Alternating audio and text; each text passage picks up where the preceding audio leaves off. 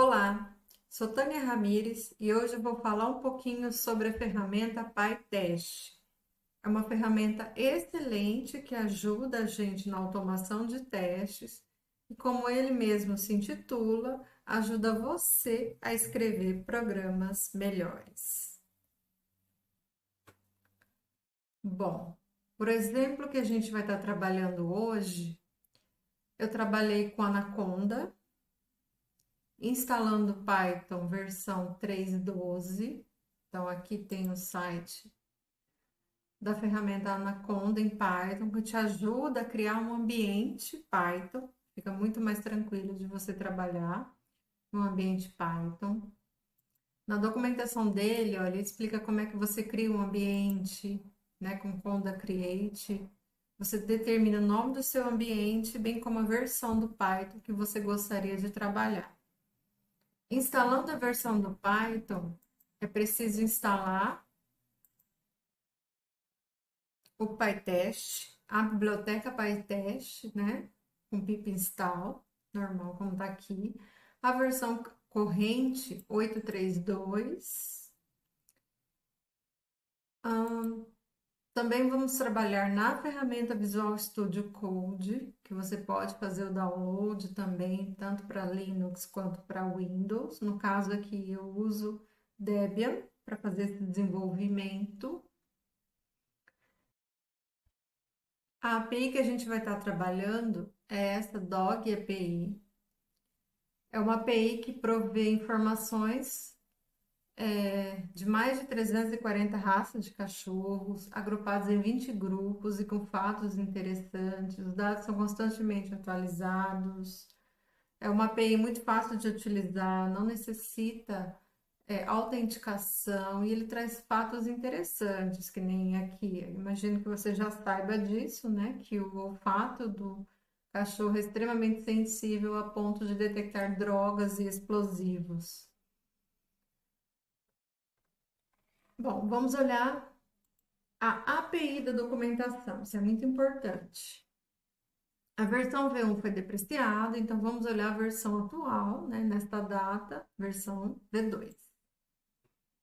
O que é interessante? Nessa documentação, ela foi feita em Swagger. Swagger é bem interessante para você documentar APIs, porque além dele mostrar os funcionamentos, né, os endpoints disponíveis, ele permite que você teste também a sua API. Então, é uma ferramenta bastante divulgada no mercado, que muita gente gera Swagger. Então, a primeira coisa quando você vai testar uma API é solicitar documentação. Tem documentação? Que ferramenta está a documentação? Se tiver Swagger, ótimo. Se for alguma outra ferramenta, sem problema, desde que você compreenda a documentação. O que ela está nos dizendo aqui? Eu tenho três grupos de endpoint, né? Raça, fatos, né? E os grupos de raça de cachorro. Somente consultas, então eu tenho aqui um get all, que lista todas as raças. Não recebe nenhum parâmetro, simplesmente você chama esse endpoint, ele vai te voltar o status code 200, que é o status code padrão para consulta de API, e ele volta esse formato aqui de JSON, onde você tem os dados, né, nessa tag data, e aqui vem ó, um ID da raça, o tipo, né, que é uma raça, e os atributos. Cada atributo, né, da raça tem um nome, como essa daqui, ó, Caucasian Shepherd Dog, tem uma descrição, identifica se é hipoalergênico. Por exemplo, para quem tem alergia, isso não é uma boa raça, porque provavelmente solta muitos pelos, existe uma classificação para isso, né? Se o cachorro solta muito pelo, se o pelo do cachorro cresce bastante, por exemplo, o poodle. O poodle é uma raça tranquila para quem tem alergia, porque ele não solta muito pelo e o pelo dele está constantemente crescendo. Como é que eu soube disso? Por essa API, porque ela me trouxe esse fato interessante. Bom, então aqui ele vai listando todas as raças de cachorro e algumas informações. O que mais? Tem uma outra consulta, né? Get sempre aponta uma consulta, passando o ID como parâmetro, ou seja, dado que você fez uma consulta, ó, vamos testar aqui, ó, try it out, interessante, que aí você consegue executar e já testar a API se ela está funcionando. Então, ele trouxe aqui vários tipos de cachorro, tá vendo? Várias raças. Vamos olhar um pouco mais. Tempo de vida de 15 a 20 anos, peso do macho, peso da fêmea, se é hipoalergênico, e qual é o grupo que aquela raça está inserida, né? E aqui tem o ID. Então, por exemplo, se eu pegar esse ID dessa raça de cachorro aqui, copiei, for no outro endpoint que permite que você consulta por ID, ele tem que trazer os mesmos dados que você consultou ali em cima, que é o Caucasian, C# Dog, a mesma descrição, os mesmos dados. Num teste manual, você faria esse batimento, ó, esses dados aqui, que ele está trazendo como resultado, é o mesmo que você fez na consulta individual? Tem que ser o mesmo. Se não for o mesmo, você aponta um possível problema. O que mais que a gente tem? Fatos interessantes. Então, você põe... eu quero 10 fatos. Ele vai te trazer fatos interessantes. E grupo, né, daquelas raças. E também eu posso consultar pelo grupo. Bom, como é que eu automatizo esse teste? Existem inúmeras ferramentas, hoje eu vou mostrar um pouquinho do Python, né? No caso, a gente usa a biblioteca PyTest. E a gente vai começar a implementar pelo menos essa primeira consulta aqui, ó, esse get, né? Para consultar as raças e consultar uma raça específica. Então, lá no Visual Studio, eu posso fechar. Bom, aqui eu tenho um repositório que eu acabei de criar, presumindo que no source estaria o seu código-fonte, se você estiver implementando o código do seu teste junto com o código da sua API. E aqui eu criei uma pasta teste e outra pasta docs. A primeira coisa que você precisa realizar é a configuração do seu PyTest. Você vai fazer isso uma vez só, que é esse arquivo aqui. E você pode determinar diversas configurações. Por exemplo, para executar o PyTest, basta você digitar o comando PyTest, mas você pode executar ele dizendo, olha, imprime para mim cada teste que está sendo executado, eu quero um detalhamento maior do teste, ou um detalhamento menor do conteúdo do teste. Você consegue usar essa tag aqui, adopts, para padronizar essa execução. Você pode definir o diretório onde os testes estão localizados. Olha, todo teste está localizado dentro da pasta teste, se for o caso. Se não, o que ele vai fazer? Ele vai procurar em todos os diretórios. Se você tem um projeto muito grande, convém você fazer essa configuração, para evitar que ele fique procurando em diretórios desnecessários. Você pode falar, olha, eu não quero ver esses warnings que estão sendo exibidos, que podem estar sendo exibidos por inúmeros motivos. E a configuração que eu atribuí aqui, ó. Todo arquivo teste vai começar com teste underline. Se eu colocar qualquer outra coisa, ele não vai executar. Classes, que também a gente recomenda você trabalhar com classes de testes, né, para fazer um agrupamento, até para te ajudar você na execução do teste, na execução da configuração. Então, eu coloquei aqui toda classe que começar com teste, com T maiúsculo, alguma coisa para executar. E aqui as funções, né, de teste propriamente dito. Outro item importante são as marcações que a gente pode colocar no nosso teste. É muito comum a gente criar testes smokes, teste rápido. Dado que você tem uma bateria gigante de teste, eu quero fazer um teste rápido, quais são os testes elegíveis para essa execução rápida? Geralmente são os cenários mais críticos e o caminho feliz desses cenários críticos, aquelas funcionalidades que não podem falhar nunca. E aí você crava nesse teste a palavrinha smoke, e quando você pedir para o PyTest, olha, executa para mim o teste smoke, ele vai executar somente as funções que você marcou com essa tag smoke. Outra que eu utilizo muito é o dev. Para o método que eu estou desenvolvendo, eu marco como dev e eu só executo ele. E pode usar outros também, identificar alguns testes que estão lentos, que você precisa trabalhar até na performance, ou o desenvolvedor precisa trabalhar nessa performance. Posso definir API para separar o que é API de unitário, enfim, aí a divisão que você achar mais adequada, beleza? Outro arquivo interessante de você configurar é esse chamado conftest.py. O que geralmente a gente coloca nesse arquivo, né? O próprio Python, o próprio PyTest já procura esse arquivo. A gente procura funcionalidades que vão ser utilizadas por todos os testes. Então, quando você tem algo específico de um teste, você deixa no arquivo do teste. Quando você tem algo que você vai compartilhar entre vários testes, vale a pena você configurar aqui no conftest. No caso, o que eu coloquei aqui? Ó? Eu coloquei a URL da API que a gente vai testar, que é essa daqui, né? API de cachorro. Ele informa aqui para você qual que é essa API, qual que é essa URL nesse caminho. Então, eu deixei configurado aqui. E eu criei duas fixture. O que são fixture?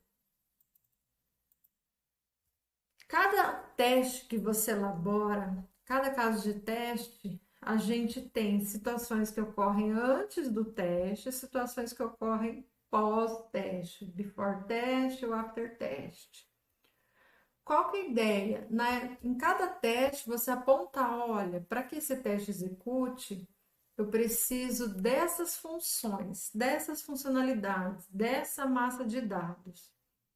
Isso são fixture. Então, obrigatoriamente você mapeia com @pytest.fixture. Nesse caso aqui eu coloquei o escopo seção. Por que isso? Quando você indica para o PyTest que o escopo é seção, ele vai executar isso daqui, deixar na memória e vai reutilizar em todos os pontos que você chamar essa funcionalidade aqui. Então, já é uma forma de você otimizar. O mesmo ocorre com essa segunda que eu coloquei nesse momento, que eu também defini o escopo como seção, mas o posterior eu posso rever, se for o caso, e reduzir os níveis de escopo. Bom, o que esse primeiro método faz? A gente vai testar uma API. Para eu testar uma API, eu tenho que montar uma requisição, passar uma URL e submeter essa requisição. Todos aqueles endpoints que a gente visualizou lá no Swag, todos esses 5 endpoints, eu vou precisar montar uma requisição. Então, o que eu fiz? Criei uma função, todos vão utilizar, que monta essa requisição. Basicamente, eu montei o caminho, que vai ser o servidor mais o endpoint que ele vai estar recebendo, e eu devolvo o resultado da requisição. O requests.get, ele já chama a requisição, faz a requisição para o servidor e te devolve o resultado. Toda vez que numa fixture você quiser passar algum parâmetro, você precisa trabalhar dessa forma. Def method, passa o parâmetro que você gostaria de trabalhar e dá o return disso. Em toda fixture eu tenho que fazer isso? Não. Por exemplo, nessa segunda fixture, eu não estou recebendo nada como parâmetro, nada. Simplesmente ele está inicializando um array de objetos que você já vai entender por que eu utilizei esse array de objetos. Basicamente, nesse momento a gente vai trabalhar com duas fixture. Bom, vamos iniciar então o teste. Então, aqui eu tenho um arquivo que eu chamei de test_breeds.py. para fazer todos os testes relativos à raça do cachorro. Sugiro que trabalhem com classes. Eu vou criar aqui breeds. Criei a minha classe. Vou criar o meu método, a minha função, né? Teste, get, breeds. E aqui fica uma recomendação, né? Como a gente definiu lá no FlyTest.ini, que toda classe vai começar com teste maiúsculo, toda função com teste underline, convém você seguir esse padrão, senão ele não vai executar como teste. E como a gente vai testar o método get e o endpoint breeds, convém seguir esse tipo de padrão de nomenclatura. Claro que cada empresa, cada companhia tem um padrão de nomenclatura, adote que for mais adequado. Quando a gente está trabalhando com os fluxos excepcionais, a gente tenta colocar alguma coisa que indique o fluxo que você está testando. Então, criei aqui o meu método, deixa eu colocar aqui o self relativo à classe e o teste. No momento eu não estou testando nada, só criei a classe de teste, o método de teste, a função de teste. Como é que executo? Comando faz teste, enter. Executou rapidamente, pois não tem nada, não estou testando nada ainda. Bom, o que essa função de teste ela vai precisar? Ela vai precisar da fixture getPath, que é aquela que a gente criou para enviar requisição. E eu já vou colocar aqui também o set breeds ID, que é aquela outra fixture. Qual a ideia dessa segunda fixture aqui que eu criei de um array vazio? Na primeira consulta, eu vou listar todas as raças.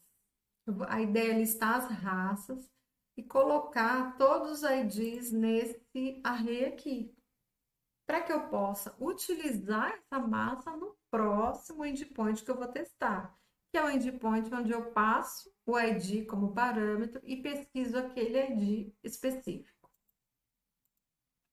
Bom, vamos lá. Bom, indiquei o que eu vou utilizar.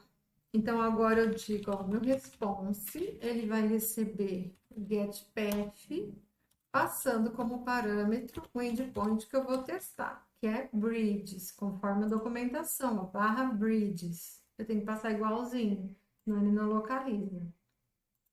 Isso aqui vai fazer requisição.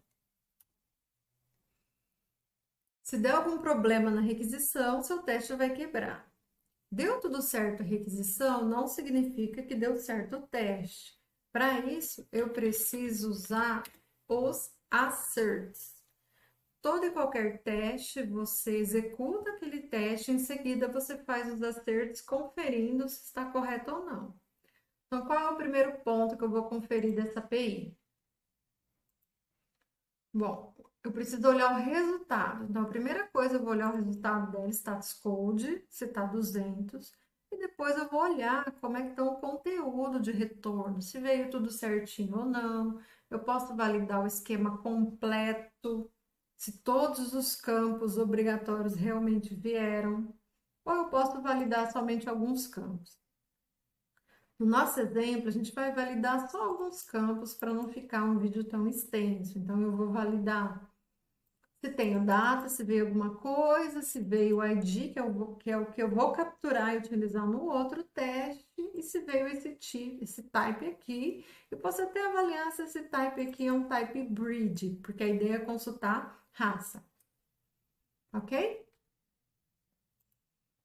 Bom, então eu vou olhar se o status code é igual a 200.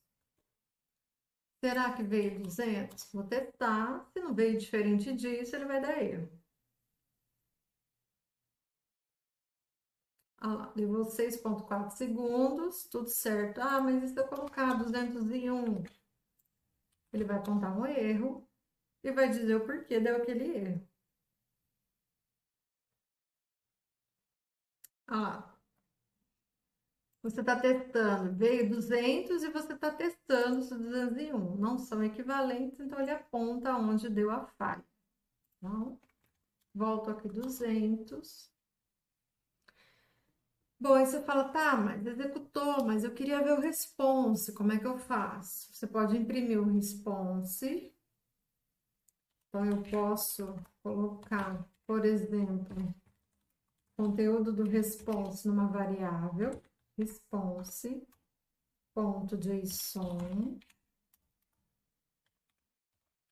Como a gente está trabalhando com API em formato JSON,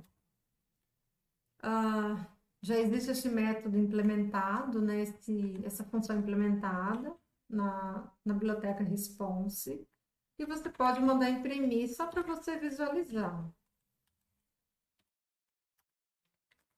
Porém, quando você executar o PyTest, ele não vai trazer impressão, porque o padrão dele é justamente ignorar essas impressões. Ele simplesmente vai imprimir os itens relativos ao teste e aos acertos. Se você quiser ver o conteúdo, você precisa digitar "-s". Aí sim ele entende que você quer visualizar todas as impressões. É muito interessante, em alguns casos, a gente colocar impressão para que ela vá para o relatório, né? Porque assim, a gente montando um relatório, você consegue avaliar qual é o JSON que você enviou, qual é o JSON que retornou e avaliar se aquilo está correto ou não. Então, vamos dar uma olhada. Ó, voltou esse JSON, que é o mesmo do que a gente acabou de consultar no Swagger, ele precisa ser, ó, eu tenho o ID, o tipo breed, aquele cachorro Caucasian Shepherd Dog, informações do peso do macho, tempo de vida, peso da fêmea. Então, tudo certo até o momento. Bom, avalie o status code, mas, como eu já comentei, seria interessante avaliar o resultado do JSON. O que normalmente a gente faz? Avalia o JSON completo, todos os campos obrigatórios e a tipagem de cada campo. Para esse exemplo, a gente vai fazer um pouco mais simples. Eu vou conferir só alguns dados. Vou conferir o data, vou conferir se existe um ID, vou configurar, olhar se existe um tipo. Posso até olhar se esse tipo é igual a breed. E eu preciso armazenar esse ID aqui para que eu possa executá-lo, utilizar esse ID na próxima consulta. Eis o motivo da gente ter, deixa eu fechar esse aqui, implementado essa outra fixture aqui. Inicialmente vazia, e eu vou dar append de todos os elementos desse JSON nesse set e utilizá-lo na próxima consulta. Então, vamos lá. Já tem uma variável aqui, JSON underline response. O que eu vou verificar? Eu já vou vir fazendo o assert. Existe data nessa variável JSON response? Se existe, ok. Caso contrário, eu posso emitir uma mensagem de erro dizendo, vou colocar aqui, data não foi encontrado. Claro que o padrão é escrever em inglês, tá? Mas a gente vai escrever assim para ficar mais didático. O que mais? Ok, veio uma variável data, mas será que essa data é uma lista, né? Porque isso aqui trata-se de um array. Então, eu posso fazer um outro assert, existence, aonde o meu JSON response get data, vírgula, list. É um array? Se isso for array, ok. Se não,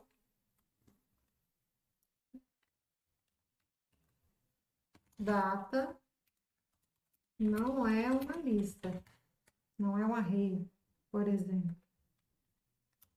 Deu tudo certo? Importante. Sempre que ocorre o erro, o teste para, né? Então, se Falhou, daqui para baixo ele não executa, ele já para no primeiro item. O que mais? Bom, dado que isso é uma lista, o que eu vou fazer? Eu vou percorrer toda essa lista, ver se cada elemento, se todos os elementos possuem ID, se todos os elementos possuem tipo, e se esse tipo é um grid. Então, eu vou fazer um for para cada item que está em JSON response.getData, eu verifico, assert. Esse item eu tenho, na verdade, né? Tem ID no item que eu tô olhando, porque na hora que você começa a percorrer a lista, ele pega esse primeiro objeto aqui, ó, até o próximo objeto, até tá acabando, relationship, até mais ou menos até aqui, ó. Ele pega todo esse primeiro objeto aqui. Então, tem ID nesse item? Tem. Se não tiver, você pode dizer ID não encontrado. Posso fazer o mesmo para o type.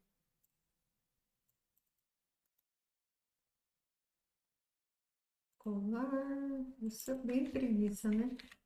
Pro type. Existe type? Existe. Vamos olhar se existe grid.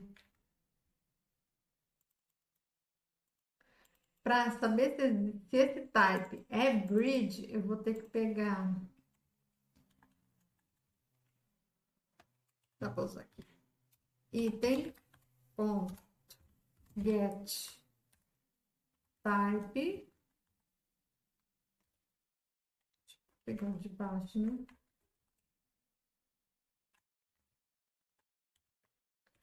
Isso aqui é igual grid type não é grid. Então, até aqui, eu tô. Existem outras formas, como eu comentei, onde você define o esquema e ele faz o match do esquema, mas a gente vai fazer dessa forma para ficar mais didático, tá? Então, eu olhei se tem ID, olhei se tem type. Agora, se deu tudo certo, eu vou fazer o quê? Salvar o ID naquela fixture que eu criei, naquela variável, para que eu possa utilizá-la no próximo teste. Então, eu vou dar um set ponto append do meu item ponto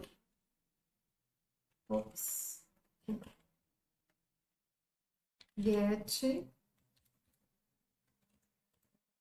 ID. Se deu tudo certo, adiciona para mim esse ID dentro daquele array, que é esse fixture que eu criei. Ao final, eu vou pedir para imprimir essa variável, só para a gente verificar o conteúdo dela. Então, vamos lá, vou executar com -s, senão não consigo ver essa impressão. Se eu programei tudo certo, se a API foi executada com sucesso, ok, olha, aqui tem um erro. Onde que eu errei? Ah, no as instance. Ah, sim, justo. Aqui que é um get data, faltou aqui, ó. O instance, ele recebe dois parâmetros. O primeiro parâmetro é o meu get data, né, que eu estou capturando data, e aqui eu vou comparar com lista. Vamos lá. Então, tem um erro de codificação, seguimos, para ver se deu tudo certo.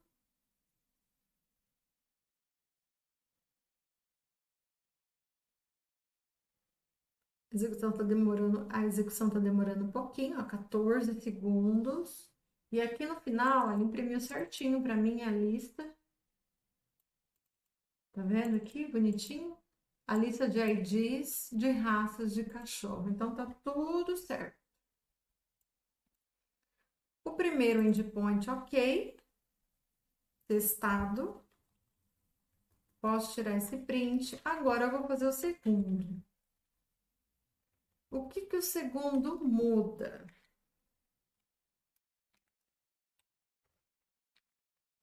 Pela especificação, eu preciso passar o ID como parâmetro e ele volta 200 para mim. E agora o data, ele não é mais uma lista, uma vez que eu estou trazendo dados de somente uma raça.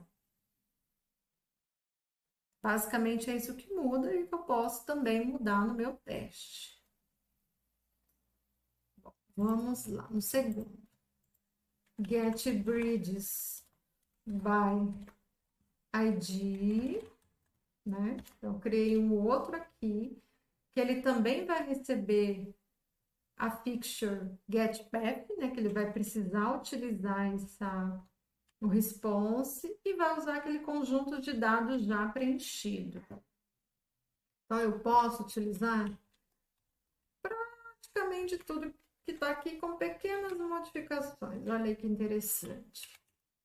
Aqui é uma primeira modificação que eu preciso passar o ID.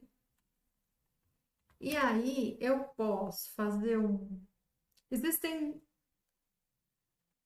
mais de uma forma de fazer esse teste. Eu vou passar uma forma bem simples nesse momento, que é, como eu sei que isso aqui é um array, eu posso fazer uma iteração nesse array e mandar executar cada uma dos IDs e checar todos eles.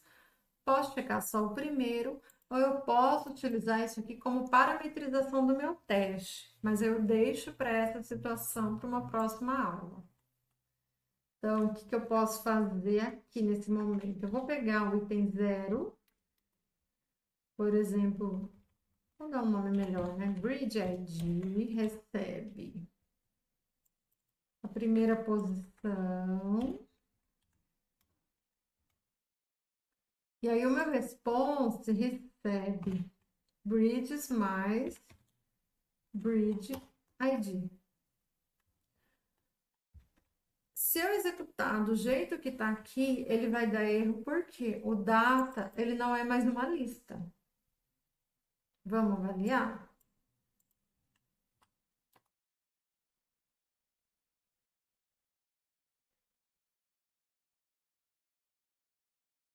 Executou o primeiro, no segundo deu erro. E aí ele fala, ó, data não é uma lista, como a gente viu na documentação. O primeiro traz uma lista, pois são várias raças. O segundo traz somente a raça que você pesquisou.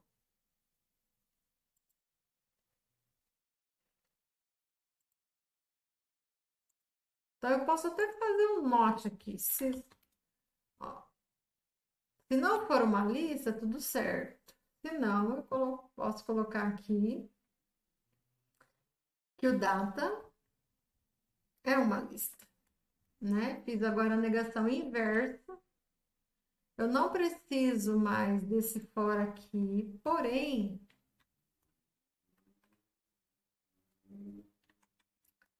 vamos ter que fazer uma pequena modificação para manter a mesma variável, né? Vou fazer assim, item vai receber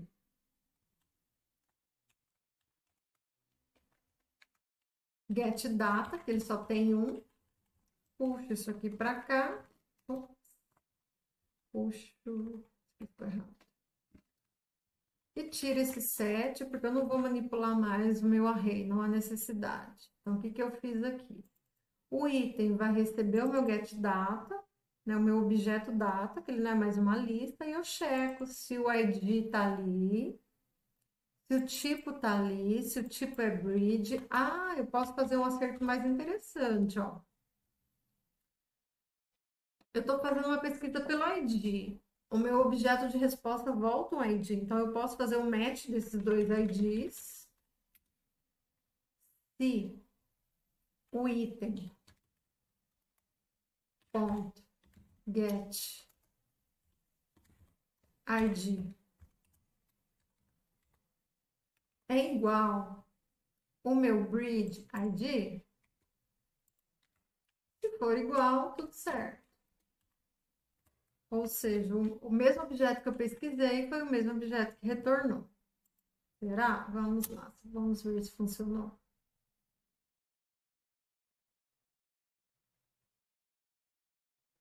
Executou o primeiro, executou o segundo, os dois passaram. Agora eu vou tirar a impressão, fica mais adequado para visualizar. Cada caso de teste fica esse pontinho verde. Caso ele falhe, por exemplo, vou mudar esse segundo aqui para 201, ele vai ficar um F. Fica um pontinho e um F, indicando que seu teste falhou. Olha lá. Um pontinho e um F, e aí ele traz o motivo do erro. Bom, aqui eu peguei só o primeiro erro, porém, eu poderia pegar a lista inteira e fazer esse teste. Então, vamos lá.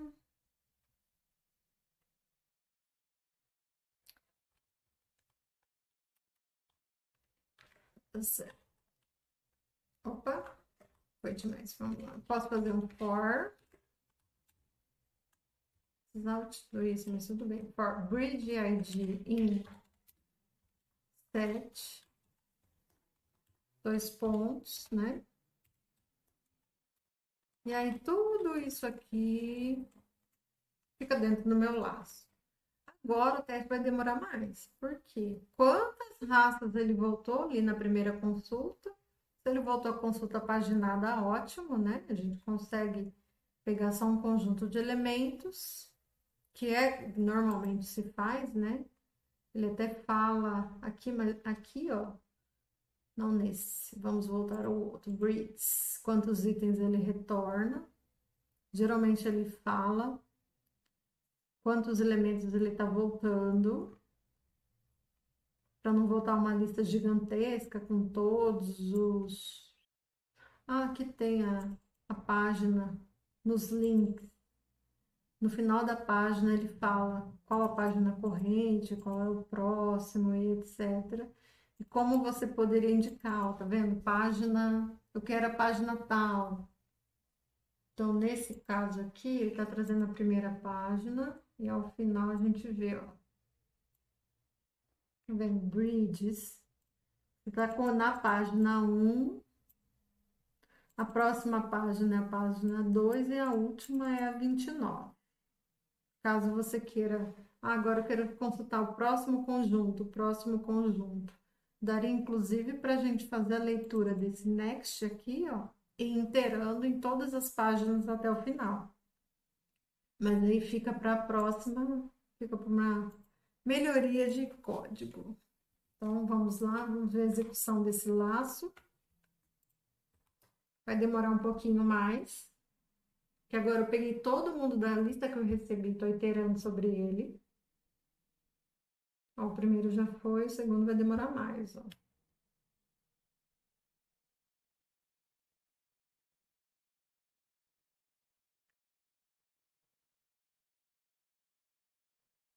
Vinte segundos.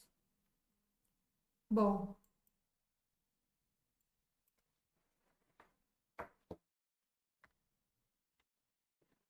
E aqui está um exemplo que eu gostaria de mostrar para vocês de como implementar uma automação de uma API, né? A gente trabalhou com um list-all, um endpoint de list-all, e o endpoint aqui que ele traz uma pesquisa por ID, onde a gente fez a iteração da lista e chamamos todo mundo da lista, avaliando o status code, avaliando o resultado da requisição.